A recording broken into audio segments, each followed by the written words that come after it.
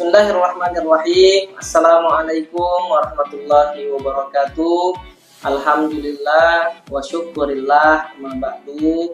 Alhamdulillah kita bisa bertemu lagi di podcast pada hari ini, yaitu tentang kisah zakat mahal. Nah, jadi sebelum etam lanjut ke acara selanjutnya, saya nak berpantun. Mohon maaf hadirin. Saya ke kantor pakai Lamborghini. Nama saya Ahmad Solihin, selaku host hari ini.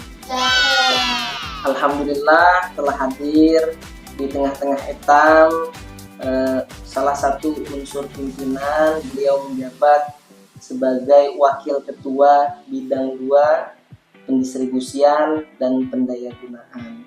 Nah, beliau ini termasuk salah satu Wonder Woman di unsur pimpinan. Kenapa? Karena beliau satu orang maha orang bumi di 5 unsur pimpinan tersebut, yaitu Ibu Wiwi Angranti, SOSI NPD. Assalamualaikum warahmatullahi wabarakatuh. Waalaikumsalam warahmatullahi wabarakatuh. Apa kabar kita hari ini, Bu? Alhamdulillah sehat. Jadi ini kan, Bu ya, kami melihat di Basnas ini kan ada 4 bidang, Bu ya. Yang pertama yaitu bidang pengumpulan, pendistribusian dan pendayagunaan, keuangan dan SDM. Nah, dan salah satunya kita ini termasuk Wakil Ketua Bidang 2 Pendistribusian dan Pendayagunaan. Bisakah, Bu, kita jelaskan sedikit tentang masalah pendistribusian dan pendayagunaan, Bu ya? Baik, Mas Wahid, insyaallah. Baik, assalamualaikum warahmatullahi wabarakatuh. Waalaikumsalam warahmatullahi wabarakatuh. Sahabat Basnas Kukar dimanapun Anda berada, alhamdulillah pada hari ini saya selaku unsur pimpinan di Wakil Ketua 2 Bidang Pendistribusian dan Pendayagunaan diberikan kesempatan nih sama Ustaz Solihin di podcast Zakat Mahal ya, untuk mensosialisasikan, menginformasikan kegiatan-kegiatan yang ada di bidang 2. Di bidang 2 itu di Basnas Kukar itu ada di namanya itu bidang pendistribusian dan pendayagunaan, yang mana di bidang ini kita mendistribusikan dari pengumpulan JIS zakat infak sedekah yang sudah dikumpulkan melalui Basnas Kukar, itu kita distribusikan kepada saudara-saudara kita yang berhak sesuai dengan program yang ada di Basnas Kukar. Jadi zakat itu kan ada 2 ya. Zakat yang secara individu, ada yang juga zakat personal namanya, ada yang juga zakat produktif. Jadi zakat personal itu yang langsung kita salurkan dalam bentuk pendistribusian. Jadi salurannya itu kita bagikan langsung habis pakai gitu.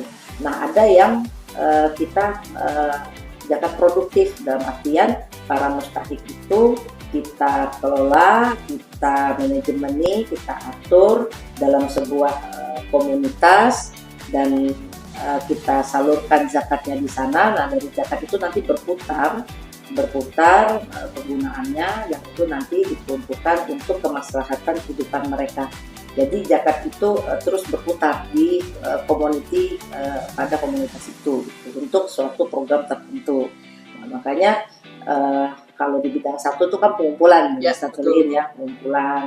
Dia bagaimana menarik para muzaki, munfik untuk menitipkan harta mereka, rezeki mereka melalui Basnas. Nah, Ibu bagian di pendistribusiannya. Jadi mau bidang 1 tugasnya cari pitisnya kan, Ibu di bidang 2 ini menghabiskan pitisnya. Cocok. Iya, habiskan duitnya itu. Kira-kira begitu gambaran secara umumnya seperti itu.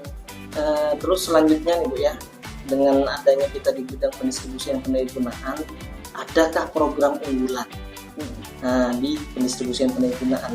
Oke. Untuk di bidang kedua, kita tentu ada 5 program unggulan. Yang mana 5 program unggulan itu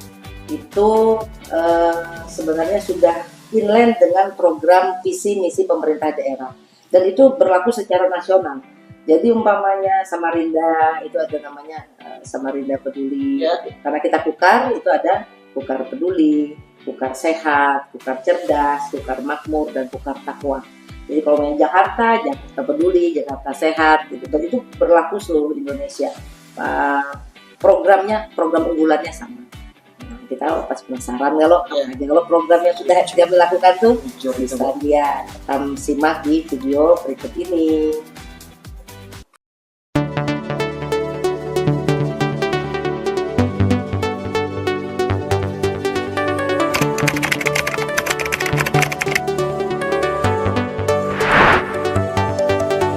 Senyumlah kawan, mentari masih bersinar, berikan cahaya dan hangatnya di sanubari. Gembiralah kawan, bersyukur pada Ilahi, hidupkan lebih berarti dengan terus memberi. Ayo kobarkan semangat memberi yang tak kenal henti, bersama zakat kita tumbuh memberi manfaat. Ayo kobarkan semangat memberi yang tak kenal henti, bersama zakat kita tumbuh memberi manfaat untuk semesta. Senyumlah kawan, mentari masih bersinar, berikan cahaya dan hangatnya di sanubari. Gembiralah kawan, bersyukur pada Ilahi, hidupkan lebih.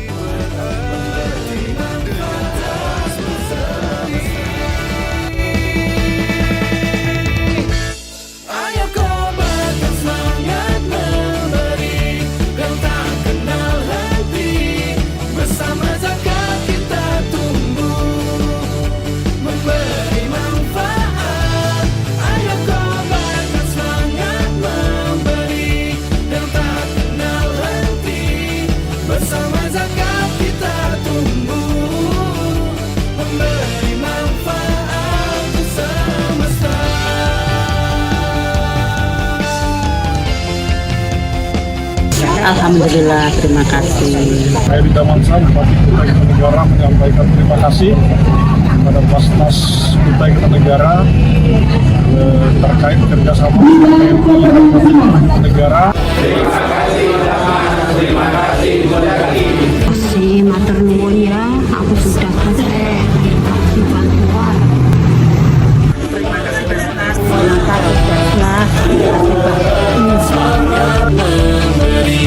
Dan tak kenal henti, bersama zakat kita tumbuh memberi manfaat untuk semesta. Nah, colihin kami kalau video tadi tuh. Ya Bu Yo, mantap bener. Ya, jadi alhamdulillah dengan support yang luar biasa dari berbagai instansi, pihak ketiga, terutama juga dari Pemda Kabupaten Kutai Kartanegara, kita itu betul-betul bisa mendorong 5 program utama kita itu sampai saat ini semaksimal mungkin. Tadi kita lihat ada Kukar Peduli. Ya. Kukar Peduli itu kaitannya kita dengan kemanusiaan. Jadi sampai saat ini itu kalau umpamanya ada kebakaran itu, nah kita tuh udah kerjasama tuh dengan dinas sosial, dengan BPBD, langsung kontak tuh kita kontak-kontakan. Umpamanya ada kejadian di sini nih, terus jiwanya sekian apa segala macam gitu, datanya kita dikasih, KTP-nya, surat permohonannya, itu Basnas turun gitu. Nah jadi kalau BPBD atau dinas itu memberikan paket barang gitu, nah Basnas kadang kita bantunya itu tunainya, kemanusiaan, terus namanya kasus KDRT, human trafficking, itu masuk di Kukar Peduli. Nah, selanjutnya itu ada yang Kukar Sehat. Kukar Sehat ini kaitannya dengan namanya pengadaan alat kesehatan atau penunjang kesehatan. Contoh kita itu pernah membantu anak usia kurang lebih 4 tahun di Sanga-Sanga itu untuk biaya berobat karena dia ada kelainan perut jantung. Jadi kita bantu biaya transportasinya untuk ke Jakarta PP dengan keluarga. Terus juga yang membutuhkan alat kesehatan seperti karena dia ada epilepsi atau kelainan juga di jantung, juga ada epilepsinya. Ada yang ditanggung sama BPJS, ada yang tidak. Nah, yang tidak ditanggung sama BPJS ini kita bantu. Kalau memang bahkan kalau orang tuanya itu termasuk golongan prasejahtera, Ustadz, itu kita support dengan sembako rutin buat keluarga itu. Paling tidak meringankan.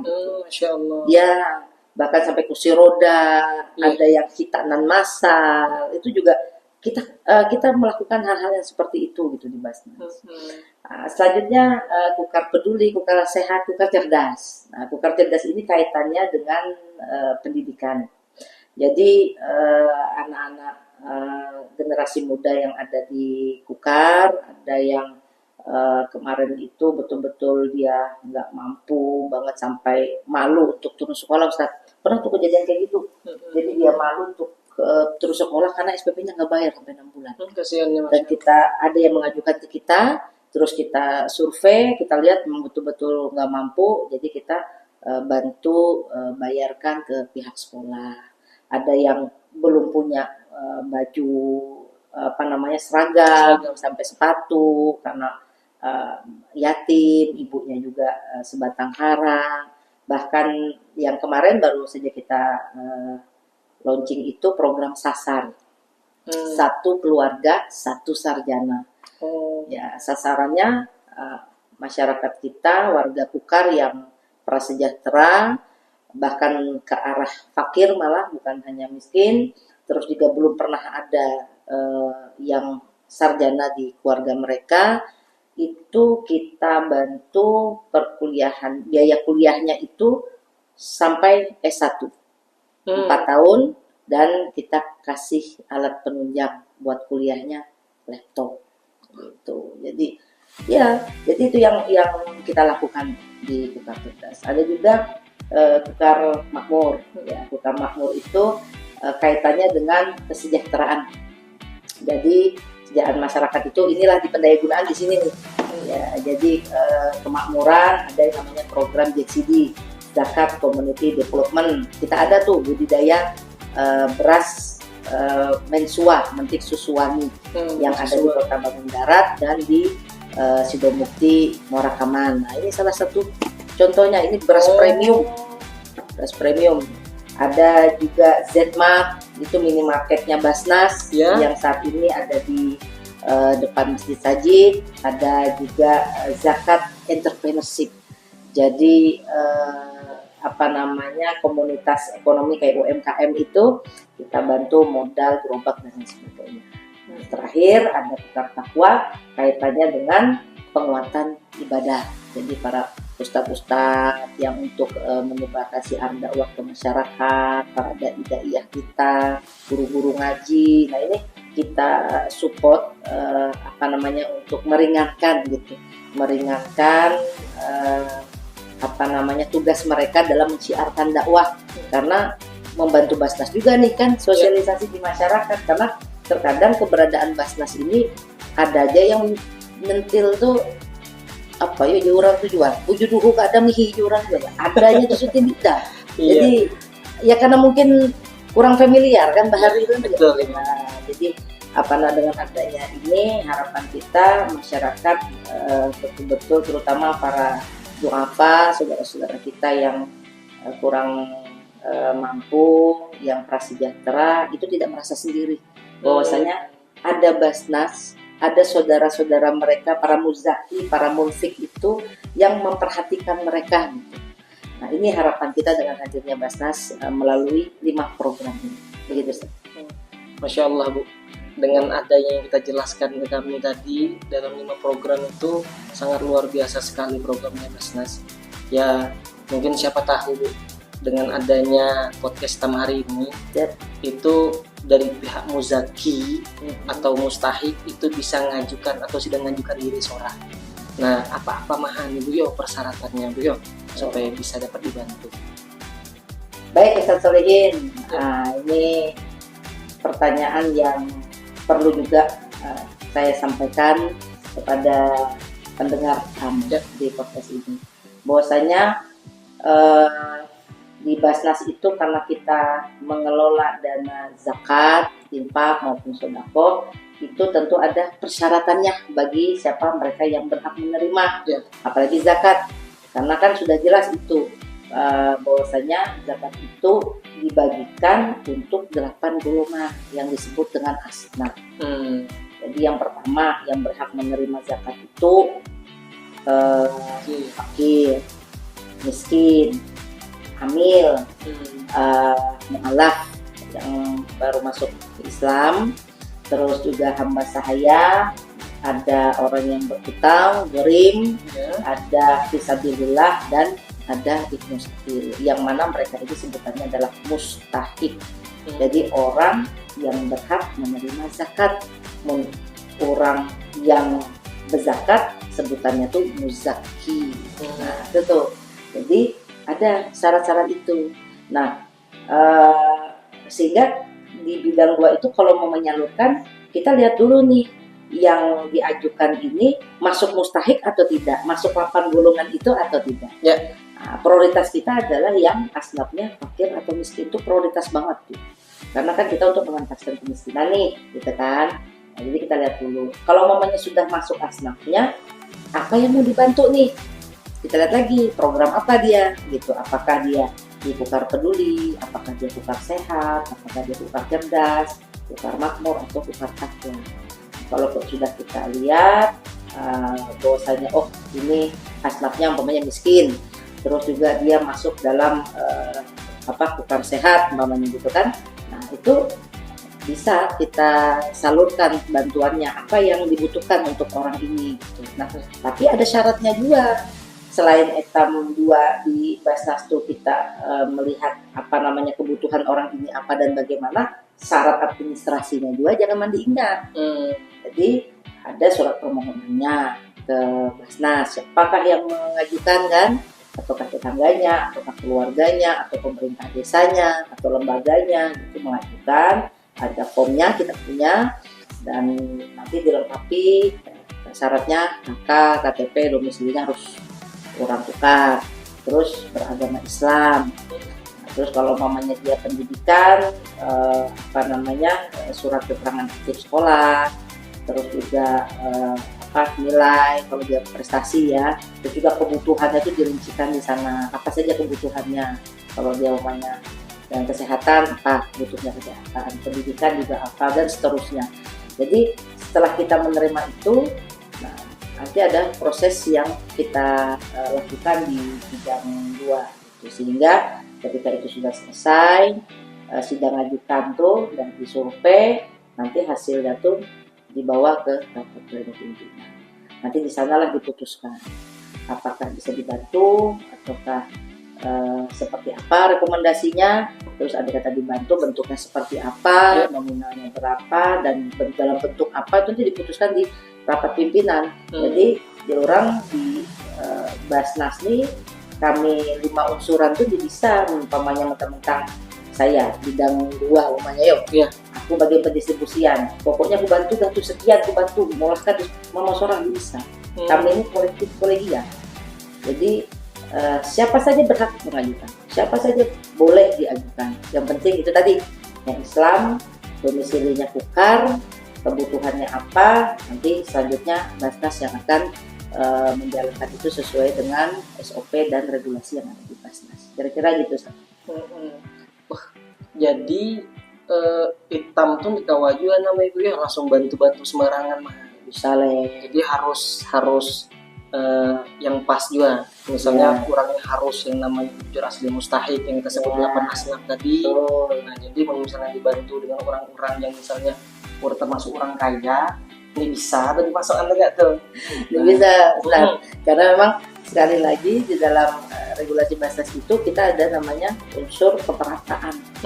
Jadi ini bisa tuh terfokus hanya satu daerah mahal atau satu keluarga mahal, bisa. pemerataan, terus juga kesejahteraan. Nah itu dan keadilan itu. Gitu. Jadi kami itu maunya udah banyak di sana, kami kali lagi ke lain. Jadi intinya sahabat Basnas Tukar, etam tuh duit yang etam berikan titipkan ke Basnas nih, mamanya ada orang Tenggarong titipkan Basnasnya ke duit uang zakatnya tuh ke Basnas Tukar mamanya yuk.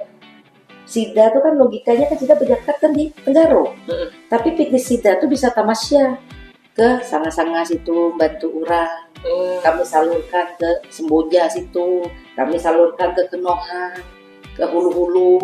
Jadi itulah asas pemerataan dan kita pastikan tepat sasaran. Itu betul yang kita pastikan. Kenapa? Karena kami itu sangat menyadari, Basnas Tukar kami sangat menyadari, kami ini hanya seperti muzaki, orang yang diamanati saja. Orang tuanya bertitip mah. Amil kan, Basnas Tukar kan kami ambil, gitu ya. Kami itu hanya dititipi mah, belum sampai lagi amanat orang tuh ke mustahik tuh sebelum disalurkan. Nah, jadi kami betul-betul menjaga hal itu. Berarti Bu, dengan penjelasan kita yang tadi, itu siapa saja orang bisa namanya mengajukan permohonan Ibu ya, asalkan 8 asnaf. Mengerti kalau sana 8 asnaf. Mau misalnya kita merasa itu masuk di 8 asnaf, nah, kita ajukan hak ke Basnas ya. Nah, jadi Bu, selanjutnya nih, tegak apa cara kita meningkatkan kepercayaan kepada masyarakat agar orang percaya bahwa Basnas ini jujur menyalurkan kepada orang yang berhak menerima. Baik. Tadi kan saya sudah jelaskan Ustaz, bahwasanya permohonan yang masuk ke Basnas itu enggak langsung ujuk-ujuk di orang tuh, langsung situ-sini langsung oke itu kan bisa. Jadi proses administrasinya itu surat permohonan itu masuk ke Basnas. Setelah itu nanti dari ketua pasti disposisi ini pendistribusian nanti arahnya ke saya, dan nanti saya baru mengarahkan untuk amil pendistribusian agar melakukan survei asesmen lapangan terhadap apa nih permohonannya apa saja. Nah, kalau sudah selesai itu hasilnya itu nanti dibawa ke rapat pleno pimpinan. Rapat pleno pimpinan misalnya nanti tadi saya bilang ditentukan bantuan dan sebagainya, dibantu atau tidak dan seterusnya. Kalau dibantu ada treatment tersendiri, kalau tidak dibantu nanti akan diinformasikan itu apa sebab tidak dibantu dan sebagainya. Itu dan kita salurkan. Nah, untuk meningkatkan kepercayaan itu, setiap kegiatan itu kita publish. Kita ada medsos kita, ada IG Basnas Tukar, ada Facebooknya juga Basnas Tukar, ada juga web kita gitu ya di Basnas Tukar, dan itu bisa dibuka dan diakses oleh siapa saja. Dan itu kita selalu bisa dibilang real time ya, ketika kita ada baik itu semua kegiatan pengumpulan, pendistribusian itu nggak pakai waktu lama Ustaz. Langsung kita publish bahkan keuangan pun hampir tiap satu semester gitu itu kita publish ke masyarakat bahwasanya dana yang terkumpul itu udah sekian gitu, yang didistribusikan udah sekian, kemana saja distribusinya, kecamatan apa saja, insya Allah kita punya datanya. Nah, karena di manajemen kita sendiri alhamdulillah kita udah pakai dashboard ya. Jadi kegiatan itu H-1 kegiatan itu kita bisa tracking udah kemana aja, disalurkan sama siapa, bantuannya berupa apa saja gitu, yang turun siapa, demi apa semua itu, demi menjaga kepercayaan umat kepada Basnas sebagai salah satu pengelola yang resmi oleh pemerintah yaitu di Basnas Tukar. Ya, jadi gitu Ustaz. Sehingga kita betul-betul menjaga semua distribusi kita itu dan apapun yang kita lakukan di Basnas Tukar itu aman secara syar'i. Kita betul-betul pastikan sesuai dengan syariat Islam, baik pengumpulannya maupun pendistribusiannya. Yang kedua, aman secara regulasi Basnasnya sesuai dengan SOP Basnas. Yang ketiga, aman NKRI-nya. Kami pastikan di Basnas ini bahwasanya dana yang disalurkan yang digunakan itu tidak terafiliasi dengan radikalisme dan paham-paham yang tidak sesuai dengan NKRI, kira-kira begitu. Dan ini dibuktikan Basnas Sukar nih, alhamdulillah ada 2 tahun nih kami dapat WTP wajar tanpa pengecualian 2 tahun berturut-turut. Dan di bulan Mei kemarin alhamdulillah hasil audit dari Kementerian Ijen Kementerian Agama Republik Indonesia, alhamdulillah hasil predikat kami itu baik. Nah, jadi itulah yang membuat keyakinan kami bahwasanya kami harus betul-betul berbuat yang lebih baik lagi, yang lebih giat lagi untuk kebahagiaan dan kesejahteraan masyarakat Kabupaten Kutai Kartanegara dengan mengelola zakat infak sedekah yang profesional dan amanah di Basnas Kabupaten Kutai Kartanegara. Gitu sih. Jadi yang pasti yang saya tangkap di sini, Basnas itu untuk menyalurkan itu ada 3 prinsip ya. Yang pertama prinsip syar'i, yang kedua regulasi, dan yang ketiga NKRI. Masya Allah. Jadi Basnas itu non struktural, tapi dia pun di bawah dia dari pemerintah ibu. Ya. Masya Allah, membantu program-program pemerintah. Ya. Jadi Bu, ini pertanyaan terakhir Bu ya. Jadi kalau dilihat itu program ini luar biasa banyak benar Bu. Banyak benar. Nah, bahkan dari Kabupaten Kutai Kartanegara kemarin sudah diinformasikan itu ada 20 kecamatan yang ada di Kabupaten Kutai Kartanegara. Nah, itu sangat luar biasa sekali Bu. Memangnya ini lohai kah Bu? Ini lohai kah dari pimpinannya maupun amilnya? Nah, Emak juga jawabnya, Ustaz. Masalahnya membicara lohai ini sudah merupakan amanat. Amanat yang diberikan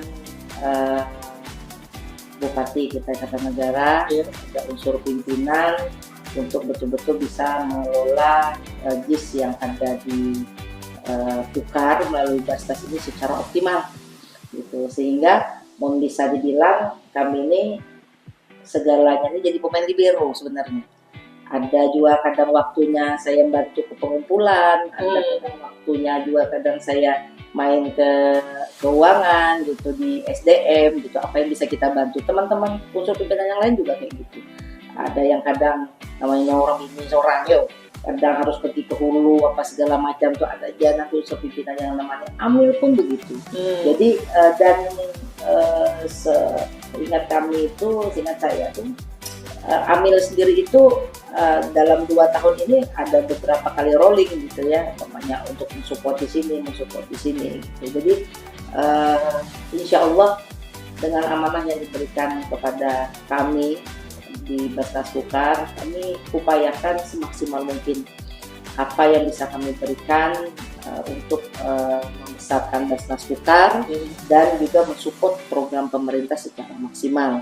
Jadi mau dipadahi lohai mau dilihat kasat mata kan, tapi ada kepuasan tersendiri ketika Basnas Sukar itu datang menyamperi mustahik yang tadi prasejahtera, mereka itu senyum gitu, bahkan sampai menangis, alhamdulillah dibantu gitu kan. Padahal selama ini saya udah ngajukan BNT atau PKH atau apa gitu kan, udah diajukan berbulan-bulan nggak dapet gitu.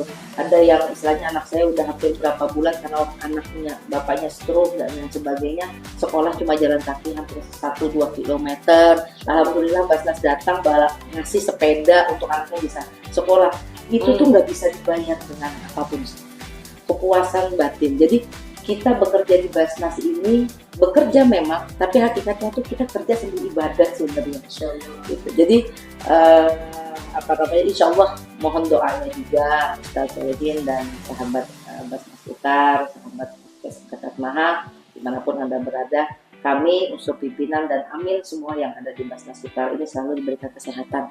Amin. Diberikan kesehatan, kemampuan, keafiatan supaya kami betul-betul bisa melayani umat secara maksimal, betul-betul kami bisa mewujudkan masyarakat Sukar yang bahagia dan sejahtera.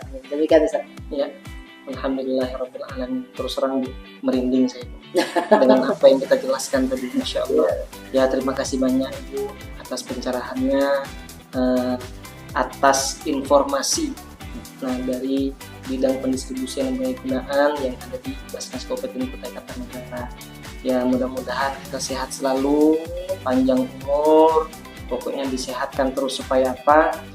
Supaya kita bisa menjalankan dan melaksanakan ibadah, salah satu ibadah ini Bu ya. Luar biasa. Alhamdulillah, terima kasih Ustaz Solihin. Saya terima kasih terus dengan Ustaz Solihin. Sama-sama Ibu. Iya, sahabat Basnas Sukar, saya hanya ingin mengatakan bahwasanya dari 100% rezeki yang Allah kasih kepada kita, kesehatan, orang tua yang masih sehat, ada keluarga, kumpul, punya istri, suami yang setia, yang baik, anak soleh dan solehah, ada kerjaan, dan minimal Allah masih kasih nafas kepada kita, 100% Allah kasih rezeki itu kepada kita. Dari 100% itu Allah hanya minta 2,5% saja, dan itu pun tidak untuk Allah, tapi untuk dibagikan kepada saudara-saudara kita yang membutuhkan. Kalau Anda memiliki kelebihan rezeki, jangan lupa untuk menitipkan rezeki itu ke Basnas Sukar. Insya Allah amanah dan aman. Karenanya saya boleh pantun nggak Ustaz? Bisa Ibu, silahkan. Masih panjang pokoknya untuk kita. Ya, ke pasar membeli mangga. Cakep. Mampir sebentar beli pijet. Cakep. Kalau ingin hidup berkah dan bahagia, tunaikan zakat infak sodako lewat Basnas Sukar aja. Terima kasih. Masya Allah. Terima kasih banyak Ibu Uwi Angranti. Mungkin ini siapa tahu Bu, dengan adanya perbincangan etam pada hari ini, itu adalah termasuk salah satunya mengetuk para hati muzaki. Siapa tahu beliau yang ada di luar sana melihat kita ini, beliau langsung terbuka hatinya untuk berzakat ke Basnas Kabupaten Kutai Kartanegara Ibu ya.